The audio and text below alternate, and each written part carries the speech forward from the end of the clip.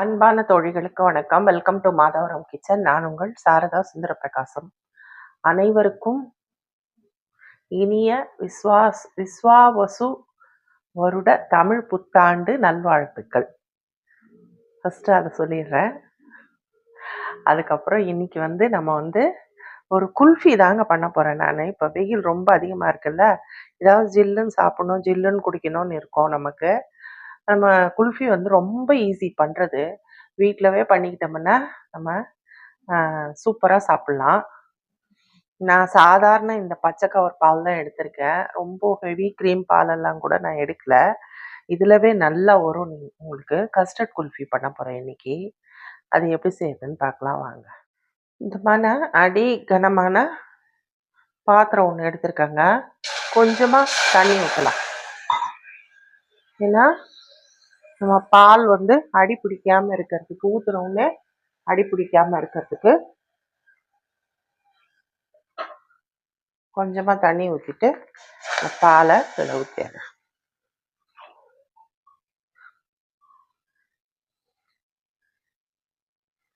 பால் கொதிச்சு பொங்கி வரணுங்க. அது வரைக்கும் நம்ம வெயிட் பண்ணுவோம். நம்ம வீட்டிலவே செய்கிறதால நம்ம இன்னைக்கு செஞ்சால் நாளைக்கு சாப்பிட்ருவோம். ஆனால் கடையில் வாங்கினா அது எப்போ செய்கிறானோ என்னவோ அந்த ஃப்ரீசர் பாக்ஸில் வச்சுருந்து அதில் தான் பாக்டீரியா உருவாகுதுன்னு சொல்கிறாங்க. அதுதான் ஜாண்டிஸ் எல்லாம் வர்றதுக்கு காரணமாக இருக்கும் அப்படின்றாங்க. வீட்டிலவே அவ்வளோ ஈஸியாக நம்ம ஐஸ்கிரீம் செஞ்சுக்கலாங்க. குல்ஃபி எல்லாம் நம்ம குழந்தைங்களுக்கெல்லாம் நம்ம கையாலவே செஞ்சு கொடுக்கலாம். அவ்வளோ ஈஸி, ரொம்ப ஈஸி. இப்போ எல்லார் வீட்லேயுமே ஃப்ரிட்ஜ் இருக்குது. அதனால் ரொம்ப ஈஸியாக வீட்டிலவே செஞ்சுக்கலாம். இது செய்யறது அவ்வளோ ஈஸி. இப்போ பால் கொதிக்கட்டுங்க. கொதிச்ச உடனே இப்போது பால் கொதிக்க ஆரம்பிச்சிருக்குதுங்க.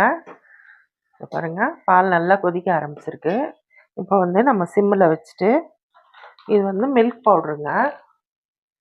மில்க் பவுடர் இதை நான் 2 ஸ்பூன் போட போகிறேன். போட்டுட்டு மில்க் பவுடர் போடுறதால நல்ல க்ரீமியாக வருங்க ஐஸ்கிரீமு. நல்லா கலந்து விட்டுருங்க, கட்டி தட்டாமல்.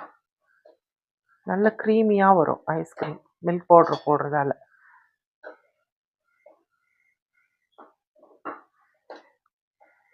அது ஈஸியாகவே கரைஞ்சிடும். சின்ன சின்ன பேக்கெட்லவே இப்போ நல்ல டிபார்ட்மெண்டல் ஸ்டோர்ஸ்லலாம் விற்கிதுங்க மில்க் பவுட்ரு. நம்ம வாங்கிட்டு யூஸ் பண்ணிக்கலாம். நீங்கள் ஃபுல் க்ரீம் மில்க் எடுத்தீங்கன்னா நீங்கள் மில்க் பவுட்ரு சேர்க்க தேவையில்லை. இது ஆர்டினரி எங்கள் வீட்டுக்கு வர்ற பால் தான் இது. அதை தான் நான் எடுத்திருக்கேன் இன்றைக்கி. அதனால் நான் மில்க் பவுட்ரு ஒரு 2 ஸ்பூன் சேர்த்துருக்கேன். கொஞ்சம் திக்னஸ் கொடுக்கும் பால். இப்போ நல்லா கொதிக்குதுங்க பார்த்தீங்களா. இப்போ இந்த ஸ்டேஜில் நம்ம கஸ்டர்ட் பவுடரை ஒரு 4 ஸ்பூன் கஸ்டர்ட் பவுடர் எடுத்து கலந்து, தண்ணியில் தான் கலக்க போகிறேன், கலந்து இதில் ஊற்றணும். அது எப்படி செய்ய, ஒரு கிளாஸ் பவுல் எடுத்துருக்கேங்க. அதில் நம்ம வெண்ணிலா கஸ்டர்ட் பவுடர், இது பாருங்க, வெண்ணிலா கஸ்டர்ட் பவுடர்னு இது இந்த ஸ்பூனால் ஒரு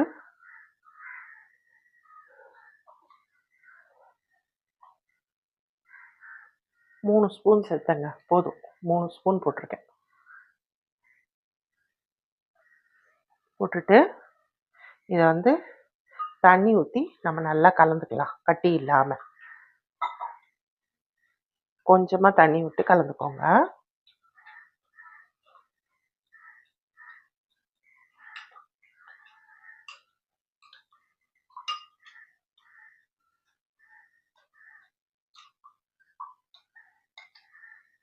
இது கலர் வந்துருச்சு பாருங்க, கஸ்டர்ட் பவுடர் கலர். இது இப்படியே இருக்கட்டும்ங்க. நம்ம இந்த பக்கம் பால் கொதிச்சுட்டு இருக்குது. இப்போ இதில் நம்ம சர்க்கரையை போடலாம். இப்போது பால் கொதிச்சுட்டு இருக்குதுங்க. எப்போவுமே ஐஸ்கிரீமுக்கு நம்ம சர்க்கரை கூடுதலாக தாங்க போடணும். ஏன்னா ஃப்ரீஸ் பண்ணும்போது அதோட ஸ்வீட்னஸ் குறையறதுக்கு வாய்ப்பு இருக்குது. அதனால் நம்ம சர்க்கரையை கொஞ்சம் கூடுதலாக தான் போடணும். நம்ம கஸ்டர்ட் பவுடர் வேறு ஆட் பண்ண போகிறோம். அதில் ஸ்வீட்னஸ் இருக்காது. அதனால் இந்த கப்பால் நான் 1/2 லிட்டருக்கு 3 கப் சுகர் எடுத்துருக்கேங்க. 2 கப் ஆல்ரெடி போட்டேன். இப்போ 1 கப்பு போடுறேன். சுகர் போட்டவுடனே கொஞ்சம் தண்ணி ஆகும் பால்.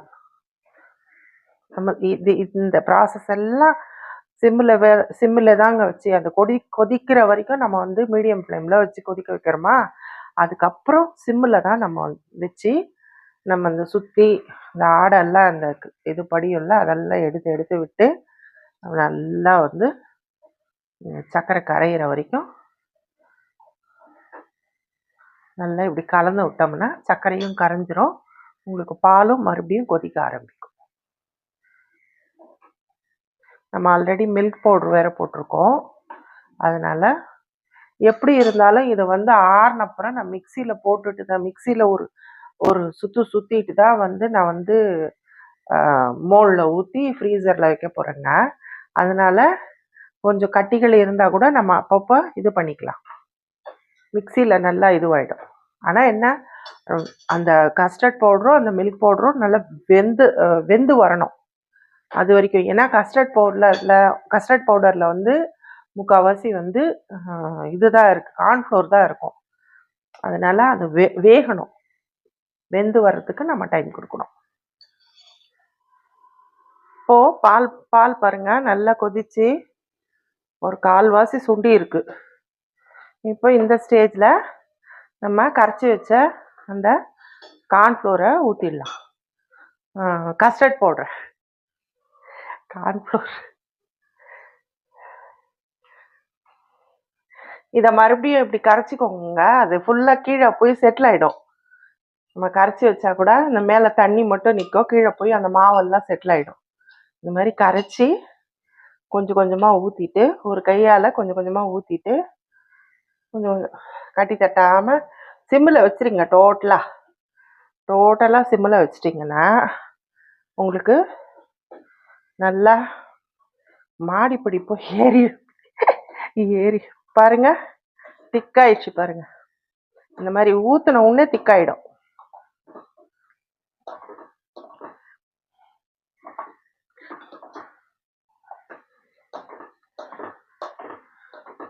கலந்து விட்டுக்கிட்டே இருங்க.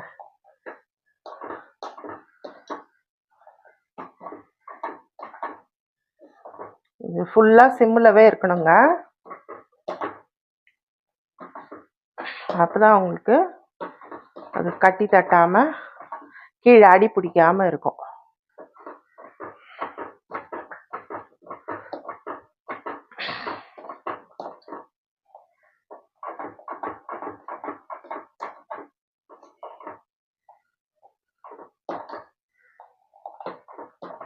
இது வந்து இன்னும் கொஞ்ச நேரத்தில் ரெடி ஆகிடுங்க. இப்போ பாருங்கள் கொதிக்க ஆரம்பிச்சிருக்குது. கொதித்த உடனே நம்ம ஆஃப் பண்ணிடணும். ஆஃப் பண்ணிவிட்டு நல்லா ஃபேன் காற்றுலையோ இல்லை இப்படியோ கூட வச்சு இப்படி கலந்து விட்டுக்கிட்டே இருங்க. மேலே வந்து ஒரு ஆடை மாதிரி படிய விடாமல் பார்த்துக்கணும். நம்ம இந்த மாதிரி கலந்து விட்டுக்கிட்டே இருந்தோம்னா ஆடை படியாது. அப்போ உங்களுக்கு அது கூல் ஆகிடும். ரூம் டெம்பரேச்சருக்கு வந்தப்புறம் நம்ம மிக்சியில் போட்டுட்டு ஒரு ஓட்டிட்டு அதுக்கப்புறம் நான் வந்து ஒரு 10 பாதாம் 10 முந்திரி எடுத்து வச்சுருக்கேன். இதை வந்து நம்ம மிக்சியில் பொடி பண்ணிக்கிட்டு இதை அப்புறம் போட்டு நம்ம குல்ஃபி மோல்டில் ஊற்றிக்கலாம். இப்போ இந்த ஸ்டேஜில் நீங்கள் ஏலக்காய் பவுட்ரு போட்டால் போடலாம். நான் வந்து கொஞ்சம் இது போட போகிறேங்க, குங்குமப்பூ கொஞ்சம் போட போகிறேன். கொஞ்சமாக குங்குமப்பூ. இது ஆப்ஷனல் தாங்க. உங்கள்கிட்ட இல்லைன்னா நீங்கள் ஏலக்காய் பவுடரே போடலாம். கஸ்டர்ட் பவுடரே வந்து ஃப்ளேவர், இப்போது இது வெண்ணிலா ஃப்ளேவர் கஸ்டர்ட் பவுடர், அதனால் உங்களுக்கு அந்த வெண்ணிலா ஃப்ளேவர் இருக்கும் ஐஸ்கிரீமில். அதனால் நீங்கள் கவலைப்பட வேண்டாம், எக்ஸ்ட்ரா ஃப்ளேவர் வேணாம், எதுவும் தேவையில்லை.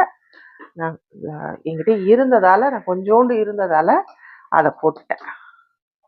அவ்வளோதாங்க. இப்போ நல்லா கொதிச்சிருச்சு.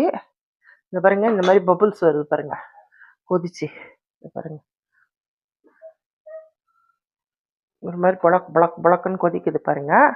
அப்போ அந்த டைமில் நம்ம ஆஃப் பண்ணிவிட்டு கொஞ்சம் நேரம் இப்படியே கலந்து விட்டுக்கிட்டே இருந்தோம்னா இது வந்து நல்லா வந்து ஆறிடும். ரூம் டெம்பரேச்சருக்கு வந்தப்புறம் நம்ம மிக்சியில் போட்டுக்கிட்டு ஒரு ஓட்டு ஓட்டிட்டோம்னா நமக்கு நல்ல க்ரீமி கன்சிஸ்டன்சி வந்துடும்.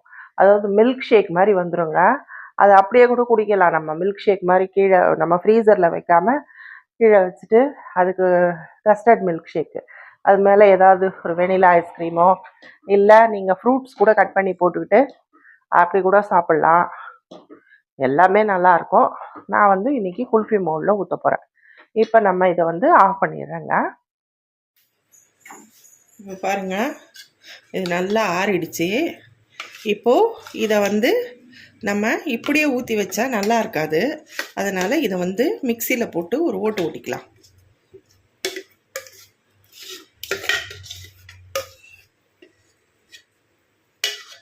எல்லாத்தையும் வழிச்சு போட்டேன். இப்போது இதை வந்து நம்ம அரைச்சிட்டு வந்துடலாம். அவ்வளோதாங்க, அரைச்சிட்டேங்க. இந்த பாருங்க,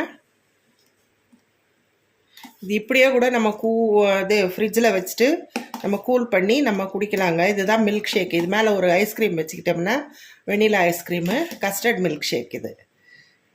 இப்போ இதை தான் வந்து நம்ம மோல்ட்ஸில் ஊற்றி நம்ம ஃப்ரீசரில் வைக்கணும். அது எப்படி செய்யுதுன்னு பார்க்கலாம். இப்போது நம்ம பாதமும் முந்திரியும் அரைச்சி வச்சுருக்கோம் இல்லைங்க, அதை இதில் போட்டுடணுங்க.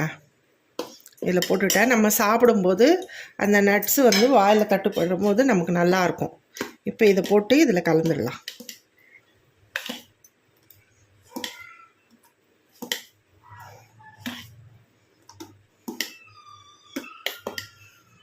இந்த பாருங்க, கன்சிஸ்டன்சி இந்த மாதிரி இருக்கணும். திக்னஸ் இருந்ததுன்னா உங்களுக்கு குல்ஃபி வந்து நல்லா சாஃப்டாக க்ரீமியாக வரும்.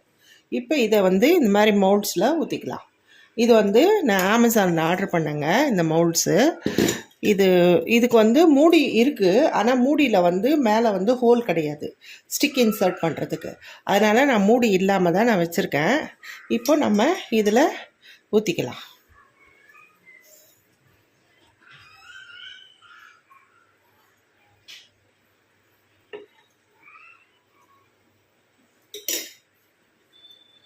பாருங்கள், இந்த மாதிரி எல்லாத்துலேயுமே இப்போது 6 மோல்ட்ஸில் ஊற்றி வச்சுருக்காங்க.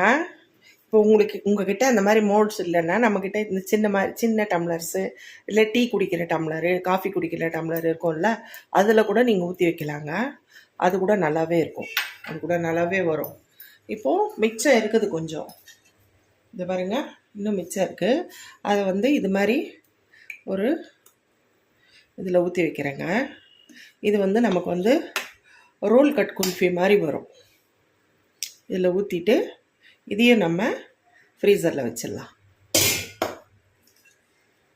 இப்போது அதை அப்படியே வைக்க முடியாதுங்க, இது சில்வர் ஃபாயிலு. இந்த சில்வர் ஃபாயிலில் நம்ம இதை க்ளோஸ் பண்ணிட்டு தான் வைக்கணும். ஏன்னா இப்படியே வச்சோம்னா நமக்கு வந்து ஐஸ் கிறிஸ்டல்ஸ் ஃபார்ம் ஆகிடும். அப்போ நமக்கு ஐஸ்கிரீம் சாப்பிட்றதுக்கு நல்லாவே இருக்காது. அதனால் நான் வந்து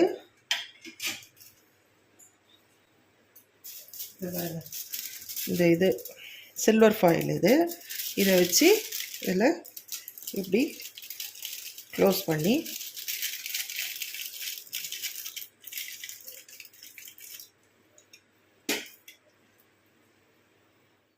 இதுக்கு சில்வர் ஃபாயில் இல்லைங்க, காலி ஆகிடுச்சு எனக்கு. அதனால் இந்த மாதிரி ஒரு பிளாஸ்டிக் ஷீட் எடுத்துக்கிட்டேன். இதை வச்சுட்டு நம்ம ஒரு ரப்பர் பேண்ட் போட்டுடலாம். இப்படி டைட்டாக ஒரு ரப்பர் பேண்ட் போட்டோம்னா அந்த ஐஸ் கிறிஸ்டல்ஸ் வந்து மேலே ஃபார்ம் ஆகாமல் இருக்கும். இப்போது இதுக்கு நம்ம ஸ்டிக் இன்சர்ட் பண்ணிக்கலாங்க. இப்போவே ஸ்டிக் இன்சர்ட் பண்ணிடணும், இல்லைன்னா நம்ம ஃப்ரீஸ் ஆனப்புறம் ஸ்டிக்கு இது உள்ளே இது பண்ண முடியாது. அதனால் லைட்டாக இப்படி கத்தியால் இந்த ஸ்டிக்கு இதுக்கு வரைக்கும் பண்ணிவிட்டு, இந்த பாருங்கள், இந்த ஐஸ்கிரீம் ஸ்டிக்கு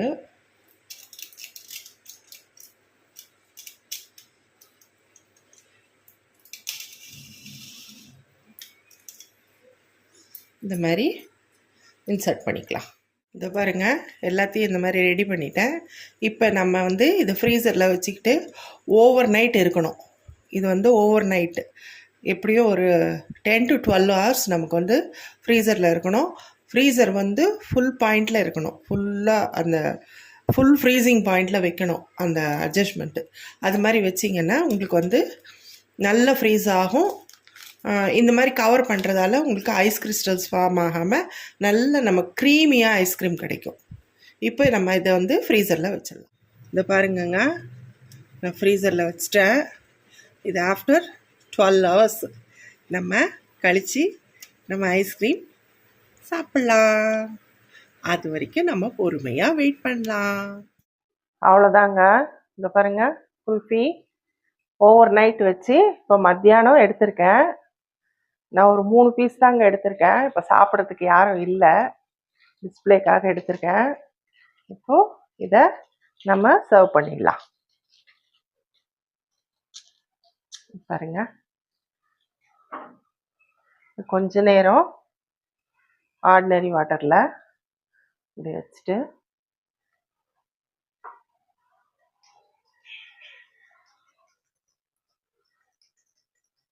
நம்ம கை சூட்லவே அது வந்து கொஞ்சம் மெல்ட் ஆகுங்க. அப்படி திருப்புனாவே வந்துடும் அழகாக. பாருங்க,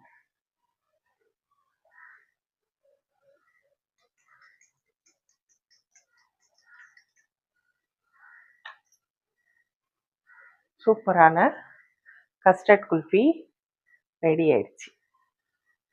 சூப்பராக இருக்கு பாருங்க.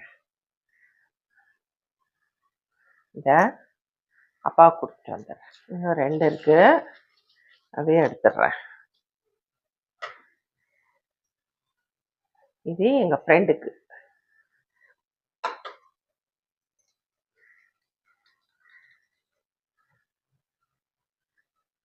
நான் சாப்பிட மாட்டேங்க, எனக்கு ஒத்துக்காது ஐஸ்கிரீம்.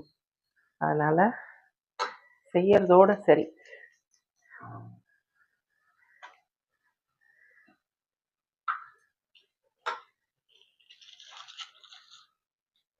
ரொம்ப ஈஸிங்க. நம்ம கையாலவே நம்ம வீட்டில் இருக்கிறவங்களுக்கு நம்ம கையாலவே செஞ்சு கொடுக்கலாம்.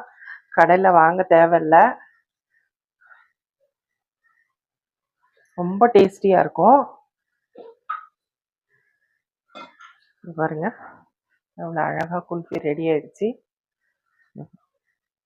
இந்த ரெசிபி உங்களுக்கு பிடிச்சிருந்தா லைக் பண்ணுங்கள், ஷேர் பண்ணுங்கள், கமெண்ட் பண்ணுங்கள். மறக்காமல் ப்ளீஸ் ப்ளீஸ் ப்ளீஸ் சப்ஸ்கிரைப் பண்ணிடுங்க. Thank you friends.